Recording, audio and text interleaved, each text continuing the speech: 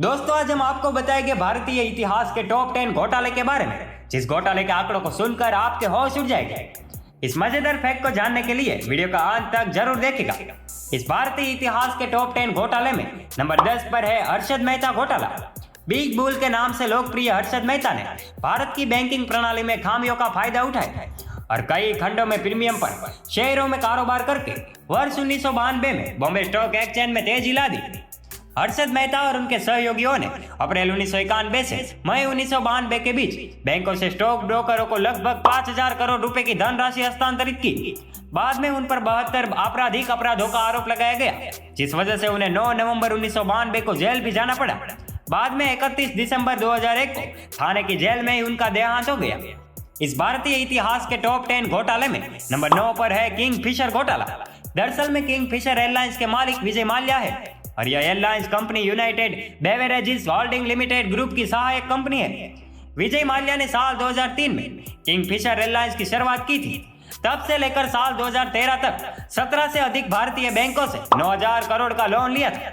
बाद में साल 2013 में किंग फिशर एयरलाइंस लिमिटेड विफल होने के बाद विजय माल्या ने सभी बैंक के रुपये देने से इनकार कर दिया और 2 मार्च 2016 को वो खुद भारत छोड़ के ब्रिटेन भाग गया और वहां की नागरिकता स्वीकार कर ली। इस भारतीय इतिहास के टॉप 10 घोटाले में नंबर 8 पर है नीरव मोदी पीएनबी घोटाला। हीरा व्यापारी नीरव मोदी और उनके चाचा मेहुल चोकसी पर कुछ बैंक कर्मचारियों बैंक मैनेजर की खराब निगरानी की मदद से पंजाब नेशनल बैंक से लगभग 14,000 करोड़ रुपए की धोखाधड़ी करने का आरोप लगाया गया था। नीरव मोदी की कंपनी 5 स्टार डायमंड इंटरनेशनल और गीतांजलि ग्रुप की Delhi, Mumbai, New York, Hong Kong, London और मकाओ जैसे विभिन्न स्थानों में 16 स्टोर है। हालांकि साल 2018 में एक घोटाला बाहर आते ही तुरंत नीरव मोदी भारत छोड़ के ब्रिटेन भाग गया। इस भारतीय इतिहास के टॉप 10 घोटाले में नंबर 7 पर है सत्यम घोटाला। सत्यम घोटाला भारतीय कॉर्पोरेट उद्योग में अब तक का सबसे बड़ा घोटाला है, जो 14,000 करोड़ रुपए का है। सत्यम कंप्यूटर सर्विस के अध्यक्ष रामलिंगा राजू पर कई वर्षों तक कंपनी के खातों की किताबों में हेराफेरी करने का और सत्यम कंपनी के राजस्व और लाभ के आंकड़ों को बढ़ाने का आरोप है। मेहतास अधिग्रहण के माध्यम से काल्पनिक संपत्तियों को वास्तविक संपत्तियों से भरने के उनके प्रयास विफल रहे, जिसके बाद उन्होंने अपराध कबूल करने का फैसला किया था। उस समय की भारत की चौथी सबसे बड़ी आईटी कंपनी के बाजार पूंजीकरण में 10,000 करोड़ रुपए का भारी नुकसान हुआ था, क्योंकि निवेशकों ने तीखी प्रतिक्रिया व्यक्त की थी और शेयरों को बेच दिया, जिससे एक ही दिन में बॉम्बे स्टॉक एक्सचेंज में शेयर 78% गिरकर 39.95 रुपए पर आ गया। इस भारतीय इतिहास के टॉप 10 घोटाले में नंबर 6 पर है तेलगी घोटाला।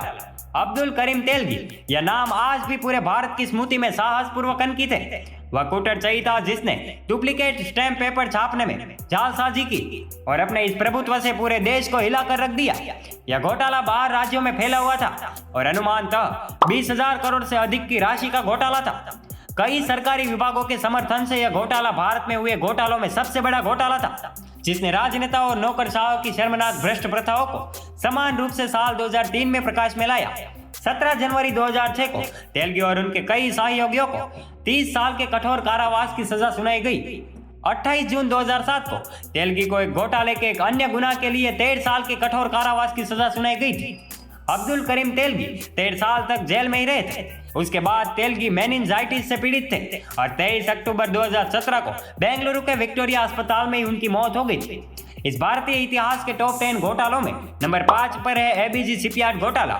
एबीजी शिपयार्ड ने कथित तौर पर 2005 से आईसीआईसीआई बैंक, आईडीबीआई बैंक और एसबीआई बैंकों समेत 28 भारतीय बैंकों से लोन लिया था। कंपनी पर 5 साल के टाइम पीरियड में 22,842 करोड़ रुपए की धोखाधड़ी का आरोप है। इस घोटाले के चलते central bureau of investigation CBI ने एबीजी शिपयार्ड के खाते को 2013 में गैर लाभकारी संपत्ति घोषित कर दिया था। जी हाँ दोस्तों, ये भारतीय बैंकों के इतिहास का सबसे बड़ा घोटाला है। इस भारतीय इतिहास के टॉप 10 घोटाले में नंबर 4 पर है कॉमनवेल्थ खेल घोटाला। कॉमनवेल्थ खेल उत्सव वो उत्सव है जिसमें भूतकाल के ब्रिटेन के आधिपत्य के सभी देश हिस्सा लेते हैं और यह कॉमनवेल्थ खेल उत्सव हर 4 साल में एक बार आयोजित होता है। साल 2010 में भारत में आयोजित कॉमनवेल्थ खेल उत्सव ने खेलों से ज्यादा अपने विवादों और भ्रष्टाचार के कारण सुर्खियां बटोरी। पूरा आयोजन आपराधिक साजिश, धोखाधड़ी और जालसाजी के आरोप से घिरा हुआ था और कॉमनवेल्थ गेम्स 2010 के अध्यक्ष सुरेश कलमाड़ी पर भ्रष्टाचार का आरोप लगाया गया था। यह भी बताया गया था कि भारतीय एथलीटों को अधिकारियों द्वारा आवंटित आवास के बजाय भयानक परिस्थितियों में रहने के लिए मजबूर किया गया। इस भारतीय इतिहास के टॉप 10 घोटाले में नंबर 3 पर है हवाला घोटाला। हवाला कांड, जिसे जैन डायरीज मामला या हवाला घोटाला भी कहा जाता है, जो एक भारतीय राजनीतिक और वित्तीय घोटाला था, जिसमें कथित तौर पर 4 हवाला दलालों अर्थात जैन बंधुओं के माध्यम से राजनेताओं के काले धन को विदेश भेजे गए भुगतान शामिल थे। 1990 के दशक में यह हवाला घोटाला सामने आया था और यह घोटाला 1,31,000 करोड़ रुपए का था, जिसमें देश के कुछ प्रमुख राजनेता शामिल थे, जिसमें लाल कृष्ण आडवाणी, वीसी शुक्ला, देवीलाल, शरद यादव, बलराम जाखड़, अर्जुन सिंह, यशवंत सिन्हा, मदन लाल खुराना शामिल थे। साथ ही साथ हैदराबाद के एक बड़े बिजनेसमैन अनवर अलवी भी शामिल थे। इस घोटाले के कारण लाल कृष्ण आडवाणी ने इस्तीफा दे दिया। हवाला घोटाला की कहानी को दिल्ली के पत्रकार राम बहादुर राय और हिंदी दैनिक जनसत्ता के राजेश जोशी ने उजागर किया था और फिर एक पत्रकार विनीत नारायण ने भारत के सर्वोच्च न्यायालय में जनहित याचिका दाखिल की थी। इस भारतीय इतिहास के टॉप 10 घोटालों में नंबर 2 पर है 2G स्पेक्ट्रम घोटाला। ऐसा क्या कहा जा सकता है जो पहले नहीं कहा गया? यह सभी घोटालों की जननी है। इस घोटाले के बारे में सुप्रीम कोर्ट ने भी कहा था कि स्पेक्ट्रम घोटाला ने अन्य सभी घोटालों को शर्मसार कर दिया है।